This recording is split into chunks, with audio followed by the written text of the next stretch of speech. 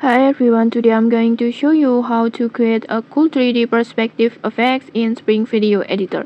It's super easy, totally free, and you don't need any professional editing software. Okay, let's get started. First, just open the Spring Video Editor app and then tap on the Create New. And then for the background, choose a plain background. This will make the effect pop. Just go to Image Asset and then choose black backgrounds like this, and then just adjust the durations as you like, maybe like this, and then just set your ratio. Just go to on the ratio options on the top of screen like this, and then just choose your ratio as you like. In this tutorial I will use 9:16 like this, and then add overlay, and then just import your video that you want to edit, and then just position it like this,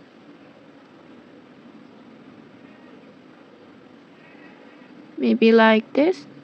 This will be your base layer before we start shaping it. And here's the fun part, just duplicate the video overlay by tapping duplicate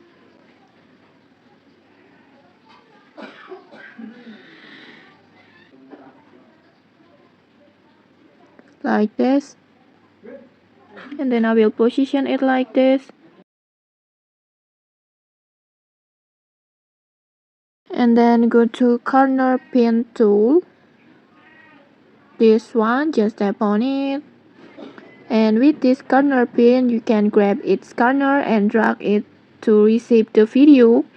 This will create the 3D perspective look, and you can make it look like it's leaning back or stretching forward, or even tilted sideways just by adjusting those corners like this.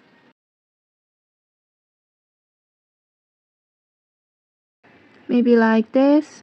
So the video will look like this. Next, if you want multiple perspective angles in one scene, just duplicate the video again and move it to a different positions and just repeat the corner pin adjustments. You can create a wall of angled videos or a floor projections look like this, or even a big 3D cube effects by combining several layers.